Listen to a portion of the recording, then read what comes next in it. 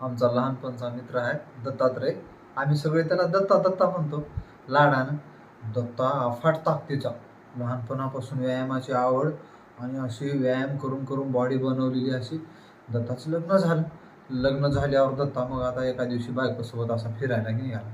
रस्त्यानं जात असताना काय झालं, अचानक समोरून एक असा कुत्रा चवताळून धावत ह्यांच्या दिशेने येत असलेला दिसला. बायको घाबरली, दत्ताच्या जवळ आली अशी. आता वाटलं बायकोला चावतेच कुत्रा, असं वाटलं की दत्तानं काय केलं, लगेच बायकोला, म्हणजे आपल्याला चावला तर चावला बाबा, बायकोला चावू नये म्हणून बायकोला असं उचलला, एकदम असा वर उचलून, म्हणजे धोनीनं कसा वर्ल्ड कप उचलला होता तसं असं बायकोला उचलून घेतला. असं मग कुत्रं थोडा वेळ भुकलं आणि मग गेलं निघून.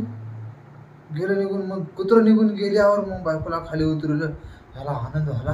आता बायको मला शबासकी देईल, बरं झालं म्हणेल, काय शूरवीर आहेत तुम्ही असं म्हणेल असं वाटलं.